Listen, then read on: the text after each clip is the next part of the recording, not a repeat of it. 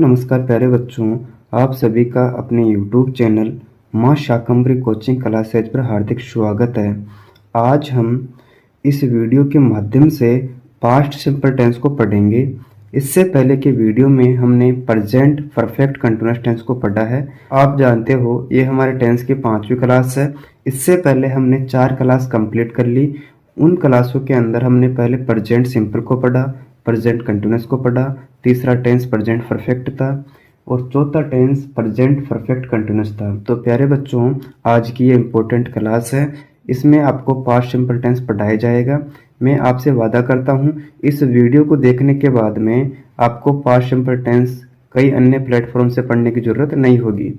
तो हम पढ़ते हैं पहले पास्ट सिंपल टेंस की हिंदी में पहचान। ठीक है बच्चों, वैसे इंग्लिश के अंदर ऐसा कोई रूल नहीं है कि इसकी हिंदी में पहचान होती है, बट जो हिंदी के सेंटेंस है उनको पहचानने का एक फॉर्मूला होता है, एक तरीका होता है। हम उसको आइडेंटिफाई करेंगे, इसलिए मैंने यहाँ पर हिंदी में पहचान लिखी है। आप लोगों को मोटा मोटा याद कर लेना है, ठीक है।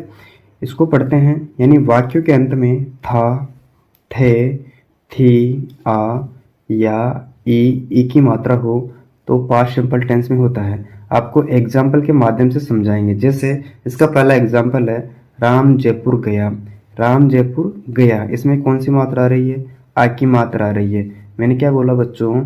ऐसा सेंटेंस उसके अंत में था, थे, थी, आ, ई की मात्रा हो, उस सेंटेंस में पास्ट टेंस होता है। ठीक है बच्चों। इसके आगे इंग्लिश में पहचान, यानी इंग्लिश के कुछ ऐसे की वर्ड होते हैं, उनको देखकर हम पता लगा सकते हैं कि इस सेंटेंस में पास्ट टेंस है। ठीक है बच्चों। जैसे last, ago, yesterday, the previous day, last day, last month, last year, once, ETC यानी इत्यादि। आप लोग अगर इनका हिंदी अर्थ जानोगे तो आप खुद समझ जाओगे कि इसमें पास्ट टेंस ही है। पास्ट टेंस का मतलब होता है जो घटना हो चुकी है, गुजर चुकी है या बीत चुका है। ठीक है।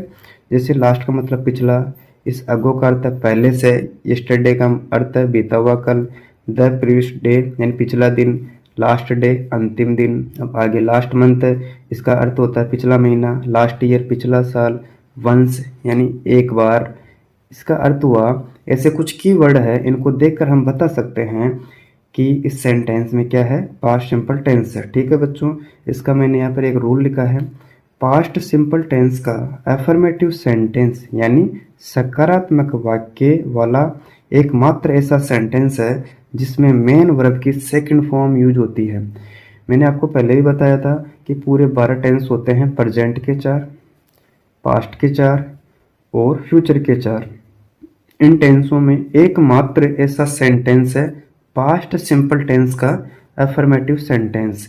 उस टेंस के अंदर मेन वर्ब की सेकंड फॉर्म का प्रयोग होता है, अन्यथा इसके अलावा किसी अन्य टेंस में मेन वर्ब की सेकंड फॉर्म का प्रयोग नहीं होता है। इस टेंस के भी 4 भाग है, आप जानते हो। यानी पहला अफर्मेटिव सेंटेंस, दूसरा नेगेटिव, तीसरा इंट्रोगेटिव और चौथा है इंट्रोगेटिव प्लस नेगेटिव सेंटेंस। तो प्यारे बच्चों, हम इसका पहला पढ़ेंगे एफर्मेटिव सेंटेंस यानी सकारात्मक वाक्य। आप सभी जानते हो सकारात्मक वाक्य किसे कहते हैं? यानी जो साधारण वाक्य होते हैं उनमें इंट्रोगेटिव नहीं हो और नेगेटिव वाला सेंस नहीं हो, वो साधारण वाक्य कहलाते हैं। इसका पहला पार्ट है बच्चों एफर्मेटिव सेंटेंस यानी सकारात्मक वाक्य। इसके लिए मैंने यहाँ पर फॉर्मूला लिखा है, इसको पढ़ लेना है, याद कर लेना है। इसमें आएगा पहले सब्जेक्ट यानी जो करता रहेगा वो पहले आता है, फिर मेन वर्ब की सेकंड फॉर्म, ऑब्जेक्ट और अदर वर्ड। ये फॉर्मूला काम में आएगा। अब जैसे मैंने इसके 3 एग्जाम्पल लिखे हैं, इनकी अंग्रेजी बनाएंगे तब इसको काम में लेंगे। ठीक है बच्चों। इसमें पहला एग्जाम्पल है राम जयपुर गया। इसमें आपको ये देखकर बताना है इस सेंटेंस में टेंस कौन सा है। हिंदी पढ़ना पहले, राम जयपुर गया। आप लोगों ने पढ़ा राम जयपुर गया, इसका मतलब है बात भूतकाल की है, यानी गया अब तो नहीं जा रहा, यानी इसमें पास्ट टेंस है। इसमें टेंस कौन सा बच्चों? Past tense. आपने कैसे पता लगाया? लास्ट में क्या आ रहा है? आ की मात्रा। मैंने क्या बोला था? यदि वाक्यों के अंत में था, थे, थी, आ की मात्रा हो, उसमें पास्ट टेंस होता है।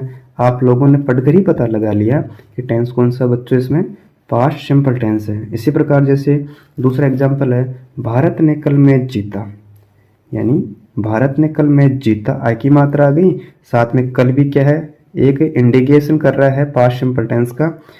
तीसरा एग्जाम्पल है वे पिछले महीने घूमने गए। वे पिछले महीने लास्ट मंथ की बात आ गई, घूमने गए, अब तो नहीं जा रहे हैं, यानी पास्ट टेंस की बात है। आर ई ए की मात्रा आ जाए उसमें पास्ट टेंस होता है। अब इनकी बनाएंगे अंग्रेजी।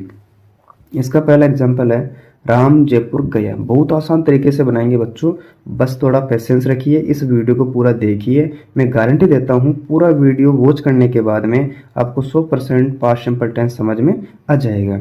इसका पहला देखो, राम जयपुर गया, तो हमारा फॉर्मूला क्या था बच्चों, इसमें पहले आएगा सब्जेक्ट। क्या आएगा बच्चों, इसमें सब्जेक्ट आएगा। आप जानते हो सब्जेक्ट क्या होता है, ऐसा पर्सन, ऐसा इंसान जो काम करता है वही सब्जेक्ट कहलाता है।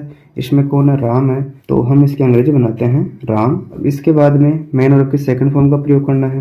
मेन वर्ब जानते हो मुख्य क्रिया होती है, इसमें कौन सी मुख्य क्रिया, जाना यानी गया। आप जानते हो इसकी फर्स्ट फॉर्म होती है गो, सेकंड फॉर्म वेंट, इसी की थर्ड फॉर्म होती है गोन, और हमें चाहिए वर्ब की सेकंड फॉर्म।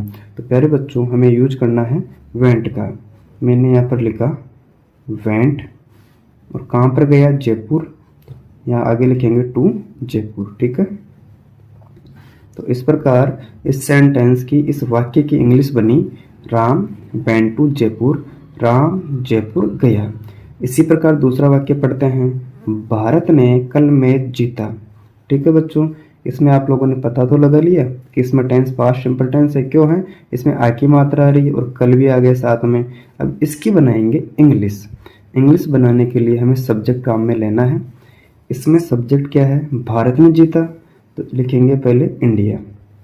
इस भारत की मीनिंग क्या आ जाएगी, इंडिया। फिर वर्ब की सेकंड फॉर्म, अब देखो जीतना मेन वर्ब है इसके अंदर, और जीतने की मीनिंग होती है विन। इसकी सेकंड फॉर्म हो जाएगी one, WON। Okay, India one, और किसको जीता, मैच को।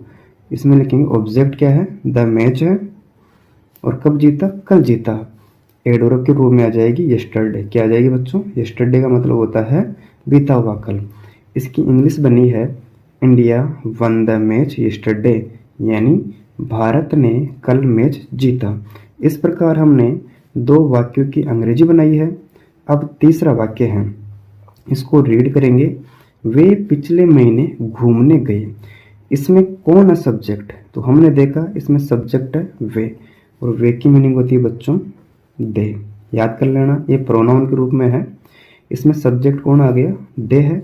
इसके आगे मेन वर्ब की सेकंड फॉर्म आएगी। मेन वर्ब की सेकंड फॉर्म, इससे पहले हमें मेन वर्ब ढूंढना है वाक्य में। वे पिछले महीने घूमने गए, इसमें घूमना क्या है, मुख्य क्रिया है, और मुख्य क्रिया की मीनिंग होती है वॉक। आप जानते हो फर्स्ट फॉर्म क्या है, वॉक। इसकी सेकंड फॉर्म WALK लगा देंगे। ठीक है, ये फर्स्ट फॉर्म है और ये सेकंड फॉर्म है, और हमें चाहिए वर्ब की सेकंड फॉर्म, तो हम यहाँ पर लगाएंगे वॉक और साथ में ED जोड़ देंगे, इससे वर्ब की सेकंड फॉर्म बन जाएगी। ओके, पहले सब्जेक्ट आया था, फिर वर्ब की सेकंड फॉर्म आई थी, इसके बाद में ऑब्जेक्ट, यानी ऑब्जेक्ट का अर्थ है कर्म से। इसमें कर्म है नहीं, और कहाँ पर घूमने गए ये भी नहीं बताया, तो लास्ट में आ जाएगा पिछले महीने, लास्ट मंथ। मैं यहाँ पर नोट डाउन करता हूँ, लास्ट मंथ। इस प्रकार इस वाक्य की अंग्रेजी बनी, दे वॉकड लास्ट मंथ, वे पिछले महीने घूमने गए। अब जैसे मान लो कई बच्चे बोलेंगे कि सर इसको हम दो टाइप से बना सकते हैं, मैं दूसरा टाइप भी कर रहा हूँ। इसमें लिखेंगे पहले दे, क्या लिखेंगे बच्चों, दे वॉकड, आगे लिखेंगे टू गो लास्ट मंथ।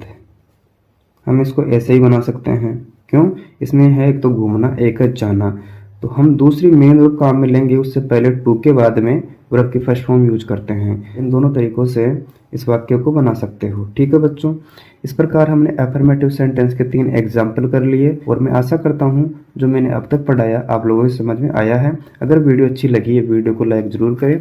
अब पढ़ते हैं नेगेटिव सेंटेंस, यानी नकारात्मक वाक्य। इसका फॉर्मूला लिखेंगे पहले, subject did plus not, verb की फर्स्ट फॉर्म, ऑब्जेक्ट आगे अदर वर्ड। इसमें पहले सब्जेक्ट आएगा यानी कर्ता आएगा, इसके बाद में हेल्पिंग वर्ब डिड का प्रयोग करेंगे। इसमें नेगेटिव है तो नॉट आ जाएगा, वर्ब की फर्स्ट फॉर्म है, ऑब्जेक्ट है और अदर वर्ड। ठीक है बच्चों, इस फॉर्मूले का यूज करके हम तीनों वाक्य बनाएंगे। ठीक है, इसका पहला एग्जाम्पल है, जंगल में शेर नहीं रहता था। इसमें कौन है सब्जेक्ट बच्चों? इसमें सब्जेक्ट है शेर। तो मैंने यहाँ पर लिखा द लोयन। यहाँ पर क्या लिखा बच्चों मैंने? द लोयन। इसमें नहीं रहता था, इसमें टेंस कौन सा है? पास्ट सिंपल टेंस है। मैंने बताया था आपको हिंदी में पहचान होती है था, थे, थी, आ की मात्रा। ठीक है बच्चों, पहले सब्जेक्ट आ गया, फिर इसमें नेगेटिव है तो डिड आ जाएगी हेल्पिंग वर्ब। इसके बाद में नोट का साइन है, नोट कर दिया। इसके आगे मेन वर्ब की फर्स्ट फॉर्म। इसमें देखो मुख्य क्रिया कौन सी है? इसमें मुख्य क्रिया रहना, और रहना की मीनिंग होती है लिव। इसमें ऑब्जेक्ट है नहीं, और कहाँ पर रहता है? जंगल में रहता है। तो आगे लिखेंगे इन फॉरेस्ट। इस फॉरेस्ट का मतलब है जंगल। इस वाक्य की अंग्रेजी बनी है the लोयन did not live in forest, यानी जंगल में शेर नहीं रहता था, या एक शेर जंगल में नहीं रहता था। ठीक है, अब दूसरा वाक्य बनाएंगे, मैंने उसका पत्र प्राप्त नहीं किया। इस वाक्य को रीड करके आप लोग पहले बताओ इसमें टेंस कौन सा है। तो हमने देखा बच्चों, मैंने उसका पत्र प्राप्त नहीं किया, इसके लास्ट में आ की मात्रा आ रही है ना, तो इसमें टेंस हो गया पास्ट सिंपल टेंस। इस वाक्य की बनाएंगे अंग्रेजी। इसके लिए मैंने आपको बताया फॉर्मूला, पहले आएगा सब्जेक्ट। इसमें कौन है सब्जेक्ट? मैंने। इसकी इंग्लिश हो जाएगी आई। आगे डिड, फिर नोट आ जाएगा। इसके बाद में मेन वर्ब की फर्स्ट फॉर्म आएगी। अब आपको पता लगाना है इसमें मुख्य क्रिया कौन सी है। इसमें मुख्य क्रिया प्राप्त करना। इसकी होती है दो मीनिंग, एक तो रिसीव, एक दूसरी गेट। आप कोई सी भी कर सकते हो, जैसे मैंने लिखा रिसीव। ठीक है, उसका पत्र, तो हम लिखेंगे यहाँ पर हिज या हर। अगर बॉयज है तो हिज आ जाएगा, अगर गर्ल है तो हर आ जाएगा, हिज लेटर। ठीक है, तो इस प्रकार हमने इस वाक्य की अंग्रेजी बनाई, I did not receive his letter या हर लेटर। मैंने उसका पत्र प्राप्त नहीं किया। अब तीसरा वाक्य बनाते हैं, अंजलि बगीचे में नहीं नाच रही थी। इस टेंस में पास्ट सिंपल टेंस है। आपने इसकी हिंदी में पहचान पढ़ रखी है। यदि वाक्य के अंत में था, थे, थी, आ की मात्रा है तो पास्ट सिंपल टेंस होता है, और साथ में नेगेटिव भी है तो इसका नेगेटिव सेंटेंस तो वैसे पढ़ रहे हैं हम। अब इस वाक्य की अंग्रेजी बनाते हैं। इसमें कौन है सब्जेक्ट? अंजलि है, तो मैंने यहाँ पर लिखा अंजलि। इसके आगे डिड, फिर आ जाएगा नोट, आगे मेन वर्ब की फर्स्ट फॉर्म आएगी। इसमें देखो बच्चों वर्ब कौन सी? नाचना है, तो नाचना की मीनिंग क्या है?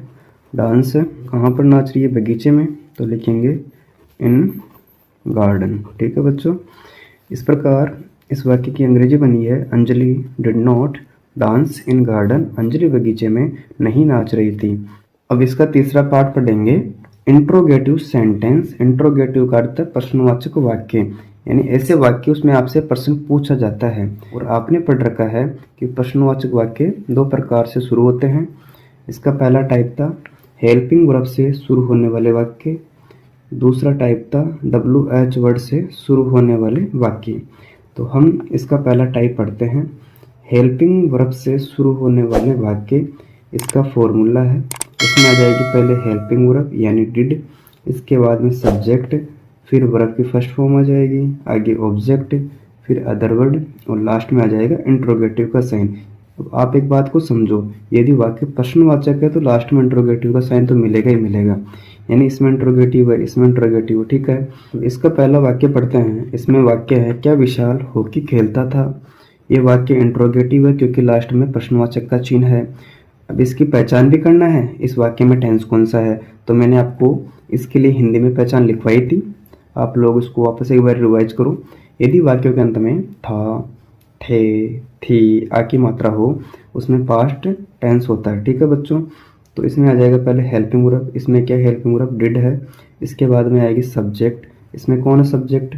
विशाल, तो हम इसकी इंग्लिश बनाएंगे विशाल। इसके बाद में मेन वर्ब की फर्स्ट फॉर्म आएगी, यानी मुख्य क्रिया कौन सी है?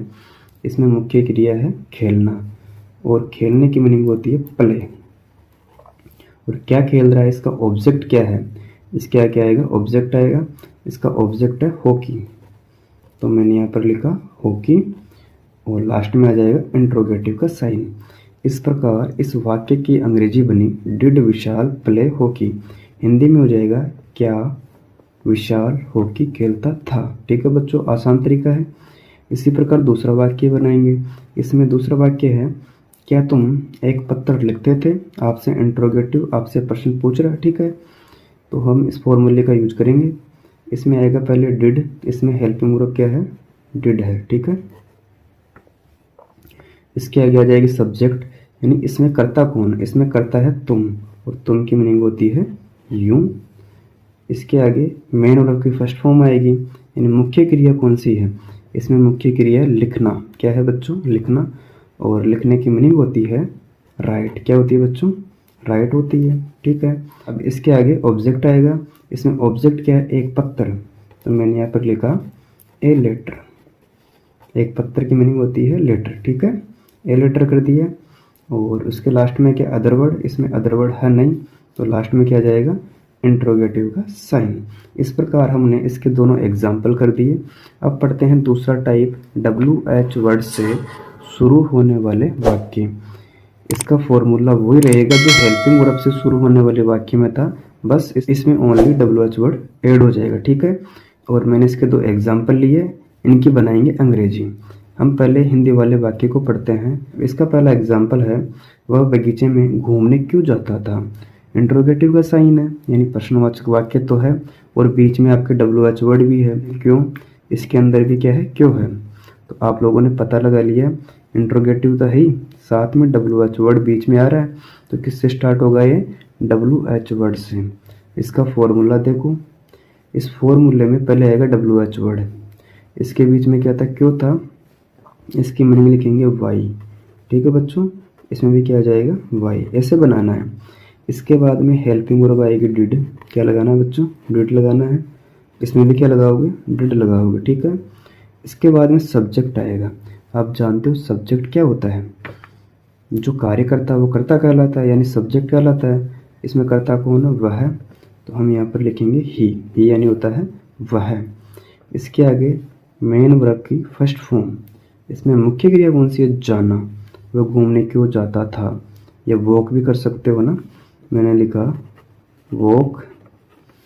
फिर ऑब्जेक्ट आएगा, इसमें ऑब्जेक्ट है नहीं, और कहाँ पर घूम रहा है? बगीचे में, इन गार्डन।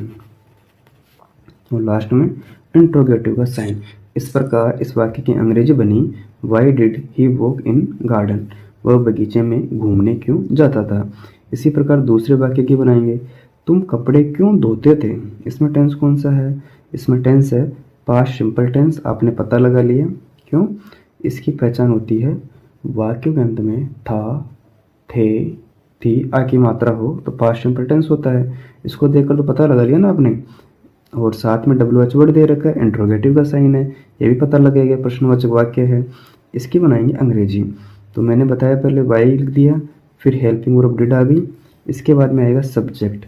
इसमें कौन है सब्जेक्ट? तुम, और तुम की मीनिंग होती है यू। फिर आ जाएगी मेन वर्ब की फर्स्ट फॉर्म।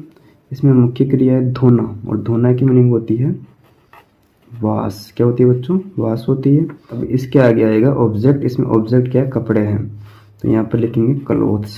इसका हिंदी अर्थ होता है कपड़े, और अदर वर्ड इसमें है नहीं, तो लास्ट में लगा देंगे इंट्रोगेटिव का साइन। इस प्रकार इस वाक्य की अंग्रेजी बनी है, why did you wash clothes? तुम कपड़े क्यों धोते थे, ठीक है बच्चों। इस प्रकार मैंने इस वीडियो के अंदर पास्ट सिंपल टेंस को पढ़ाया। मैं उम्मीद करता हूँ आप लोगों के समझ में आया है। यदि आपके समझ में आया है तो वीडियो को लाइक करें, मित्रों के साथ शेयर करें, और चैनल पर पहली बार आए हो तो चैनल को सब्सक्राइब अवश्य करें, क्योंकि इस प्रकार की यूजफुल वीडियो मैं आपके लिए रोज़ बनाता रहता हूँ।